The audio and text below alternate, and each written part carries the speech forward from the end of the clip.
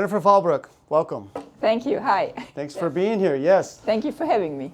Jennifer, tell me who you are and what you do. I'm Jennifer. I'm an artist and photographer, and I'm also a painter. Painter, right? Yeah. Okay. So, in fact, let's talk a bit about that because I know you from here, the Artist Gallery. Right. Shout out to Julie. I met you when you were launching your Hydrant series here at the gallery. Yeah. So, which was a really cool series, and in fact, one of your pieces is right here behind us. Mm-hmm. Why don't you tell us a little bit about how the Hydrant series came about? And Okay. Yeah, sure. The hydrants for me are abstractions of humans. So I came across the initial one in 2016 in Miami, and there was a yellow hydrant, and I saw the heart in front of it and the skull in the background, and so for me it was I noticed that this is life because we are in between. We are living in between love and death, and so this was a special thing for me, and so the hydrants came alive, and so yeah. Well, that's in fact that's it. They come alive because the series that you have personifies a lot of these fire hydrants, which would ordinarily be just regular everyday objects, right? That you see everywhere, but you found a way to personalize them, or you found that they already were that way, right? You didn't add anything to them. No. I photographed them as they are, and I don't stage them, and I see them, and I see the stories behind them. But the special thing about it is that everyone is seeing something different in them, because you are in a different life stage than me, so you are seeing different things in them than me. So this is, for me, it's kind of the best thing on this project, because you can tell so many stories, and it's... Well, in fact, if you... Looking at your photography, which I did, after seeing the Hydrant series, I went on your website, which you have a wonderful website, by the way. It is beautiful. Everybody go see it. The link will be in the description. But the photography that you do is it's very cinematic, I would say. You have a really good eye for composition and light, and there's some really lively pictures. And when you see these, the hydrants, in fact, we'll show pictures here over this of your pieces. Feels like you can almost touch them through the photograph, right? Yeah. In fact, one of the pieces that I bought wasn't a hydrant, but one of the things that I have of yours at home is a little house that's kind of tilted on its side, on a mountainside. Yeah, right. And it spoke to me right away because I kind of feel like that's me. Okay. You know, I'm the crooked house. Mostly upside down, yeah. Yeah. We'll show a picture of that too.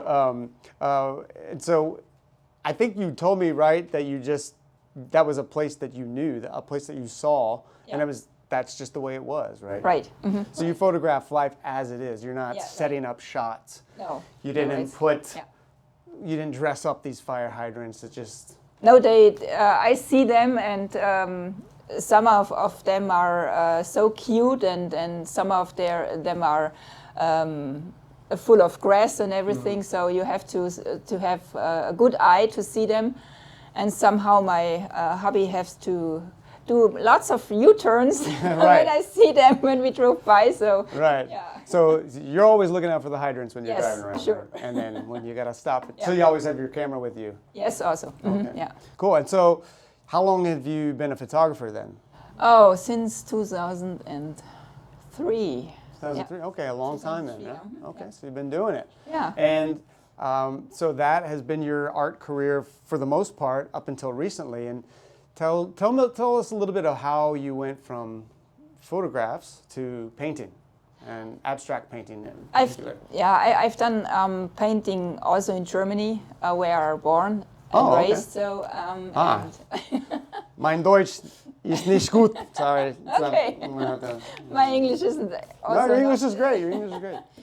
No, and when we came here, I've mostly done the photography, and in 2021 2001 or so, I started painting here as well. Also for my food photography, I've done all my backgrounds by myself and everything. And the last year or 2 years, for me, it was like I want to do something with my hands again.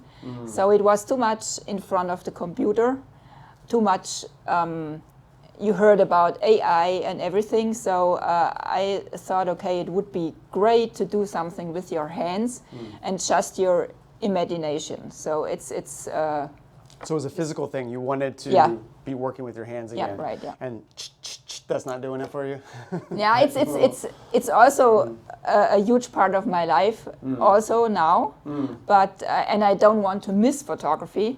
But it's also a great thing to do painting. It's Okay. yeah. Well, you've also found a way to combine the two, Yes. right? In fact, that's what we're seeing here behind us. You have paintings that are inspired by the hydrants. Is that how you would say it? Yeah, they are inspired by the hydrants because of the color pattern, and also I try to transfer the emotions I have from the hydrants into the paintings. So, yeah. Right. So you might be the only person I know who sees emotions in fire hydrants. I think that's really cool because when you do see them, you can feel them too, right? And kind of know what you're going with. Right, yeah. So what does, explain that a little bit more in terms of emotions in abstract painting, because that's one thing you hear a lot in the art world, you know, that emotion is the driver of abstracts, right? Right, Would you say that? I'm not sure Yeah. how you would, okay. And so what is your process? Do you have something in specific that you do in terms of painting, or? It's for me. It's a outlet to let my emotions onto the canvas, and to also my struggles or my happiness. I want to transfer it to the canvas and to let people get into my inner life, so to say, and to make it visible, what I feel, Right. What's going on in the inside of me. Yeah. Right. So, yeah, and I think that comes across in all artwork, right?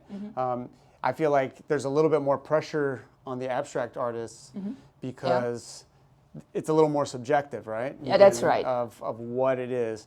I know a lot of artists have difficulties like titling things, or you know, don't want to dictate what the viewer is going to feel when they see the piece, right? Do you have any issues with that, or how do you go about it? Do you want to dictate what the viewer sees, or you want them to kind of see it on their own? On the first hand, for me, it's I don't want to dictate it, because everyone's same with the hydrants. Everyone sees something different in them because they are maybe more drawn to different colors, or they are translate colors different than me. So for me, it's kind of I will give them a way to see it, but if they see it different, it's totally okay for me, and it's the way they connect with the piece. So they have maybe a different connection than me. So right. Yeah, I think that's very true, especially when it comes to abstracts, because you might see something and feel X, and I might feel Y. Yeah. And, right. It might be polar opposites. Yeah. And in fact, one thing that you're doing now too is with the paintings and the photography, you're doing art festivals, art markets, and so you have to get in front of people and talk about your work, right? So no pressure there, right? And how are viewers interpreting your work? What's your experience been so far? So it was at the last market. It was really interesting because, especially for the hydrants, everyone was. I had those with me on the last market, and people are come by and see the hydrants with a neutral face or a skeptical face. So what's that? So hydrants, and when I start to tell them the story, they are getting it, and they are standing in front of the hydrants, have a big smile on their face, and they are with me, and they are seeing the stories in them. And I also ask them, what do you see in them? And they are starting also to talk with me about the hydrants, and most of them, they are saying, oh, now I will recognize hydrants everywhere. Yes. So and that's also a goal, because for me that's great, because I'm in the mind of people, and I have some people, they are email me, oh, I saw a hydrant there, you have to go there. And that's great. And for the abstract work, it's they are thrown to the colors and and the stories behind it also, Right. So they can connect with them, Right, I would say, your abstract, the thing that comes across. These works that you have here in the art gallery, in the Artist Gallery now, they pair with the photographs. Right. And it's kind of a reimagination of the paint, right? The coats of paint, the deterioration, the wear. Like you said, everything from birth to death, right? Right. Is all right there. But another aspect of your paintings is the colors, right? There's a lot of bright, vivid colors. I would say that's pretty typical of your work, right? Yes, it's. I started with more grounded colors because this was for me in a face. I wanted to be grounded as well, so I started with those. But the typical abstracts are with bold colors and. Right. Cool. Going back to the hydrants one more time, is you mentioned people getting a smile on their face. I remember the first time I saw the dunce cap one, you know? My wizard. You call it a wizard, Yes. which is funny because when I saw it, I thought of a dunce cap. You know what a dunce cap is? Yeah. Okay, so when we were kids, that was still a thing, right? Okay. If you were bad, you had to go in the corner and wear the dunce cap. You had to, and it was just basically shame, right? Okay. Shaming you. Because you were a fool, you weren't paying attention in class, so now you have to go sit in the corner with this big goofy hat on. And when I saw that, it's exactly what it is, and we'll show a picture here, it's a fire hydrant with a safety cone on it. Right. But tilted off to the side, so it right. doesn't even fit right. Yeah. Which, reminded me of me, at like 8 years old. So yeah, that's what I think real art does, is it connects with people on levels that you might not even know. Like you saw the wizard, and I think that's cool too. Yeah. Because it could easily be a wizard. Yeah. I had this thing on the art market last Saturday, because I asked a woman to tell me what she sees in this hydrant with the overgrown hydrant, and she said, "Oh, this is a calm one. I want to be in nature and everything." And I said, "Okay, see, that's the great part, because for me it's burnout. Yeah. Because it's whole inside, and To me it was just like, I give up, whatever. Just let nature take over. Yeah. That's the feeling that I got. But like you said, each one of them has something that speaks to the viewer, and I think that's good to give them room to see whatever they see. Right. What would you? How is your? I mean, we've known each other for a while now here on the art scene in Houston. What's your general take on the art scene? Is it? I mean, out of all the things you could have chosen to do to like try to make money, why did you choose this? Like, this is hard, right? This is really hard. This is not easy. Yeah. Give me your take on what you see around town now.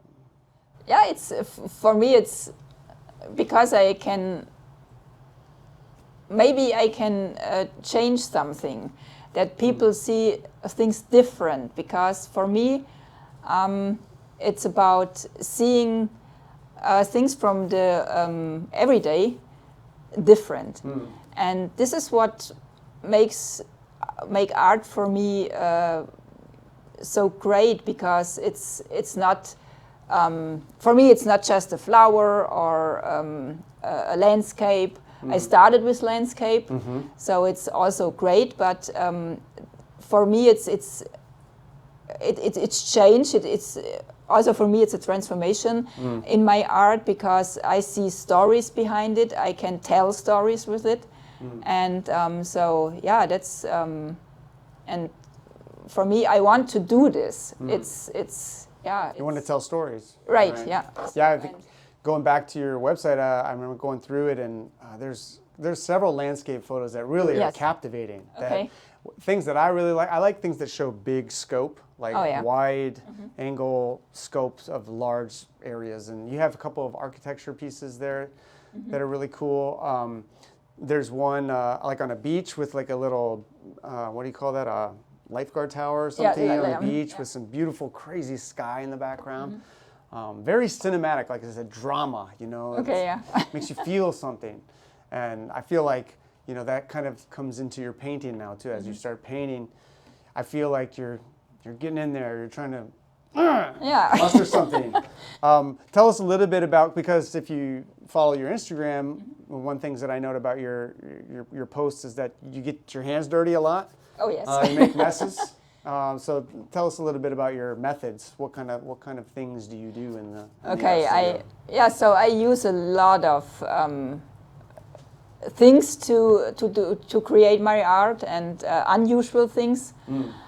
It's not just a pencil. It's no Bob Ross up there. No. With, happy little trees. No. My hubby is making jokes of me because he thought, okay, you are painting now, so we are going into Hobby Lobby or Michael's, and we are always at Home Depot. Right, quite the opposite. Yeah. So I try to also implement everyday things into my art process. For example, cake spatula. So it's so lather it on there. With right. Okay. For this one is or a how do you say trowel? Trowel. For this one, and I wonder how many of our viewers know about trowels. Yeah. So and maybe it's also because I love to do woodwork or something. So that's to incorporate that sort of thing too. Not incorporate, but I've done this. Yeah, the tools. You're right. Yeah. Yeah, because when I see your work, it looks like you've gotten in there and gotten your hands dirty. Even if I didn't see the post on Instagram, I would have still thought, okay, that's like, you know, it doesn't look like someone sat down and painted it. It looks like it just. Yeah, I'm in it. It's just there. Nature kind of made it that way. That's a feeling I get. I think that's what you're going for, right? Yeah. Thank you. There's a lot of texture involved. Yes. I feel like I don't know. I don't really do that sort of thing, so I don't know what it takes. But I feel like there's some sandpaper and maybe some razor blades or something. I don't know how you're getting the. No, it's a trowel. So, trowel. Okay, there you go. Right on. Yeah. So how long before you get out the hammer and the nail and the? Yeah, maybe it comes along. So. Us too. Yeah, but that's me, because when I'm working in the garden or so, Heinz is always telling me, put your gloves on. Right. No, I don't need gloves. Put your gloves on. Is that what you said? Gloves. Okay. Yeah. Not clothes. Gloves. You had clothes on. Gloves. Sorry. And that's. I can't work. I need just my hands, right? Right. And so it's with painting. I can't do it with something over my hands, so I have to get into the paint with my hands. So now the paint is into you as well. Maybe, yeah. Yeah, you might want to get checked, because I don't know, but the acrylic, you use acrylics, right? Yes. Okay, so it's a little bit safer, I would guess. Yeah. Than having all the oil paints in your hands. Yeah. Oh yeah, that's right. Yeah. Yeah. Okay, so that makes sense. And by the way, Heinz is your husband. Yeah. Right. Name, Yeah. right? Heinz, like the ketchup. What other than your love for nature, what inspires you to get in the studio and make stuff? Is it are you waiting for inspiration, or do you just show up every day and do stuff? Both, because Okay. You have to show up every day. For me, it's the way, because it was the same with photography. I've done a lot of things. I started with flowers, and then also street photography in Paris. So I had 2 cameras. I started with film camera, Oh wow! So like old film. old film. You had to like develop it. Yeah, right. Oh wow! So I had 2 cameras, one with a color film, one with a black and white film. So because that's also a thing of mine, it's difficult to decide for me. So I want both, black and white and color. So I had 2 cameras. So Okay. no, and yeah, that's Right on. So do you use photography to inspire your paintings then? I mean, other than the hydrants, where do you get your ideas? It's for me it's also the everyday things like a rusty surface or a wall where the paint is chipping or something like this. I'm drawn to those things. They are old and worn and things with history. Yeah. They lived their lives, and that's interesting for me. So That's a theme. We're starting to see a little theme about your work then, Yeah. right? Weathered. yeah, People, right? Maybe people. People are weathered. I'm weathered. But things that have been through stuff. Yes. Right? And I think that's a good metaphor for life, right? Oh, sorry. I think that's a good metaphor for life in that, you know, we do go through stuff and we come out ragged sometimes. Yeah, and that's why I also like to go to antique shows or flea markets. That's also a thing I love to do, and so you can see all those weathered things and lived things, and that's. So you're not going for the brand new shiny. Not really. Nothing. Sometimes, yes. Right. When it comes to technical stuff, but mostly when it comes to decorating stuff or something like this, it's more the used stuff. Yeah. Cool. Right on. Tell me a little bit about selling your work. How has that experience been for you? Rough. Rough, right? Well, it's not easy for anybody, right? Yeah. No, it's kind of a new experience because you have to go in front of people, especially on markets, and it's not easy to let go paintings because with photographs you can reproduce it. So it's not as with a painting. When someone is buying it, it's gone. So that's also a thing. I have to get used to it because I love my artworks, and really? it's not easy to say, okay, now it's gone. I think once you have about 100 more, then you can't wait to get rid of them. Right. Because if you're like me, you just cannot wait to get rid of things, right? Maybe. There's some things that, you might have a special attachment to something, but hang in there, you'll get there. Yeah, and it's not easy to get the skills to sell something. Right. That's you have to master it. So it's a whole nother skill level, I would say, yeah. right? Like being able to sell your work, get up and sell it, because it won't sell itself a lot of times. You have to tell stories, right? Right. Yeah. And also not dictate the stories that people are going to hear sometimes, right? Sometimes there might be a particular story behind the piece, like how you found a fire hydrant or, what was going on that day. But again, you want to leave the door open so that you don't block anyone from buying. Right.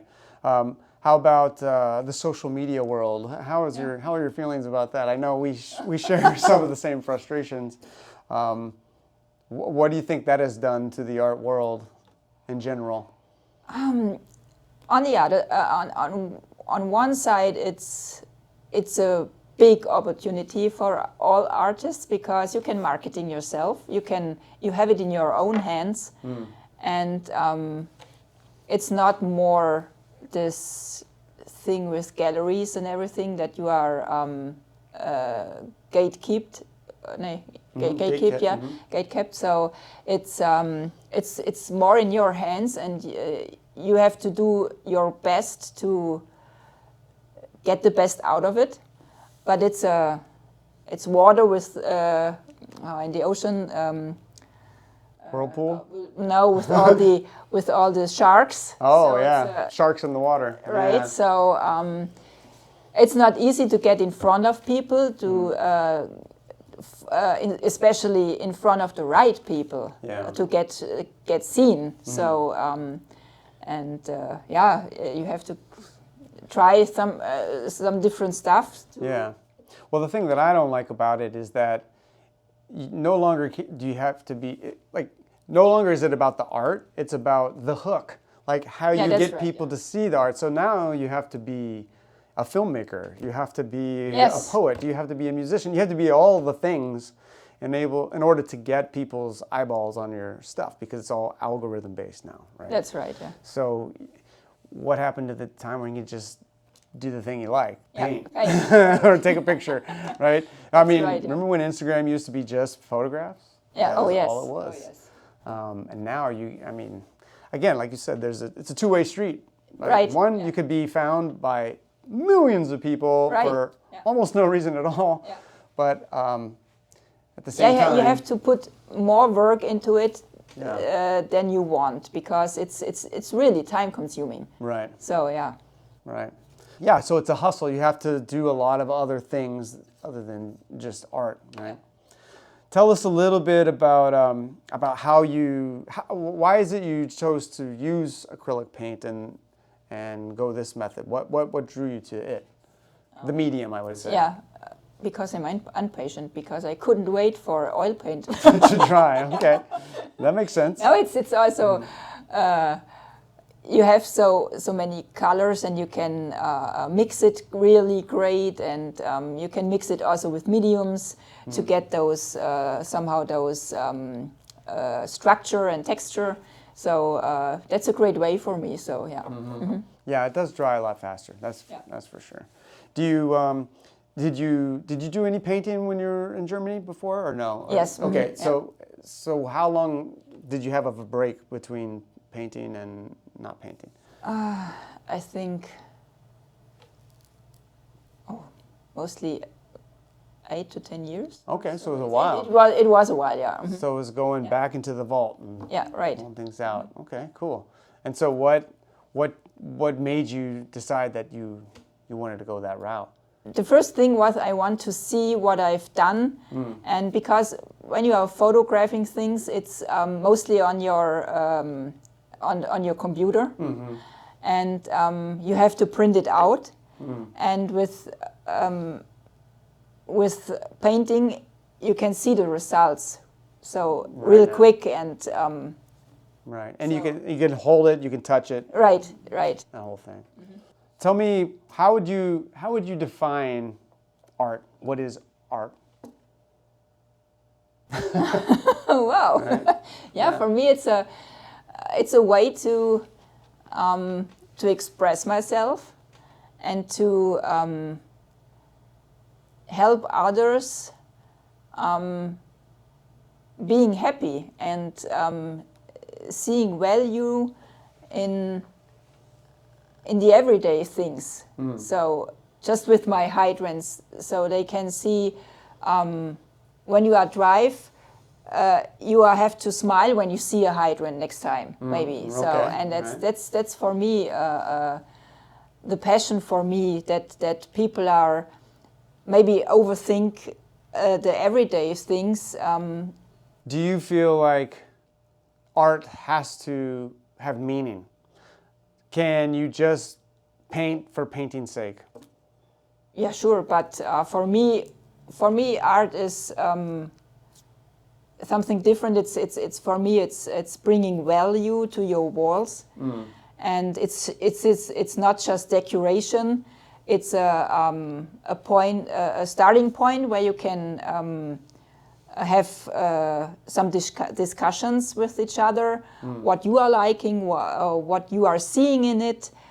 So the dialogue is there. So for me, it's more the value on the wall, that you are having stories on the wall. So not just decoration. Okay. So do you feel like, because I know, actually I heard heard a talk recently about creativity, and one of the ways this person suggested to be more creative is to purposely make bad art. Do art just for art's sake, just get stuff out there and don't worry about it looking good or having any meaning. And I know it's kind of hard. It's contradictory to how a lot of artists think, because you think, oh, I have to make something that looks good, right? Yeah, it's what is not looking good for you. It's something different than for me. So that's also a thing. I like it kind of messy sometimes, and I can't. For me, it's. I also like bright colors and the landscape, and I'm really. For me, it's. When people can paint real people or animals or so, it's fascinating for me, because I think I had to practice really, really hard to do this. But on the other side, for me, that's my personality. I want to show how I am. So don't want to say I'm messy, but I'm a little bit chaotic. And so chaotic. Chaotic. Okay, yeah. And so this is what you can see. I think in my art as well, that it's not straight lines or something. It's with emotions, and so emotions. Yeah. Would you say it's intentional? Yes. Okay, it is intentional. Yeah. Right. Okay. Cool. Yeah. Well, I still haven't done what this person said in terms of making bad art. I mean, I feel like I do that anyway, whether I'm trying or not. But to not be afraid of it. But yeah, okay, so that's cool. So you are intentional about the things Yes. that you do, and cool. Let me ask you, I have some rapid fire questions Oh, okay. I want to get into. So these are quick. When we were growing up, we played this game called Would You Rather. Okay. I don't know if you've ever heard of that. No. It's something that teenage kids here in the U.S. do. And it's just, I give you two choices and you tell me which one you'd rather, right? That's fun. Okay, so we're going to go kind of fast-ish here. All right, so first thing is coffee or tea? Both. See, both doesn't work. That's Okay. one or the other. Coffee. Coffee. Okay. Red or blue? Blue. All right. Reference or no reference? Ooh, no reference. No reference. Good. I was going to say, because some of your things come right from your mind, right? Hot dog or hamburger? Sorry. Hamburger. Okay, yeah. I'll say it's an American thing. Pencil or paintbrush? Paintbrush. Okay. I think next time we'll have to have trowel on there. Sorry. Yeah. Plan or no plan? No plan. Good. Sign the front or the back? The back. All right. Yeah, I'm the same way. I don't like my name on the front. No, it's because also with abstract art you can see it Any direction, yeah. any direction, so they can. Yeah. That's for me. Also, if you're applying to art festivals, you have to block your name out anyway in a lot of them. Okay. So it's an extra step Oh wow. that you have to go through in Photoshop, which, Yeah. no thanks. Okay. Beer or whiskey? Oh. None of them. Come on, you're German. No. Yeah. Whiskey. Oh, okay. Yeah, all right. Morning or night? Night. All right. Cream or no cream? No cream. No cream, all right. Instagram or no Instagram? Instagram. Okay, we have to, right? Yeah. All right, this one has 3. People, places, or things? Things. Okay. Paint with music or no music? With music. With music. All right, what do you like to listen to? Anything in particular? Everything. Everything? Okay. It's a kind of a variety. Okay. I just imagine all Germans listening to opera in the back. Is that true? No. Okay. That's a stereotype. No, maybe it's Rammstein or. Okay, Rammstein. There you go. All right, getting down. Okay. Yeah. Work large or small? Large. Large. Yeah, I think that bodes well for abstracts, right? The larger the better, right? One painting at a time or many at a time? Many. Many. Okay. So I imagine that you have like like an assembly line set up in your studio? 1, 2, 3, 4. And you I'm just limited a little bit, but I like to have 3 or 4 cool. Next to each other. At a time, yeah. And a lot of times you do things in series too, right? So pieces kind of I try to, fit yeah. together. I try to. That makes sense. Cool. Awesome. Well, Jennifer, thank you very much for joining us. Before we go today, let's just tell everybody how they can find your work. First of all, your website is jennifervahlbruch.com, right? And I'll put the link in the description. And also your Instagram handle, Jennifer Vahlbruch Art. Right. Yes. Okay. Thank you very much, Jennifer. Appreciate you being here, and hope we can do it again. Yeah, All sure. right. Thank you. Peace.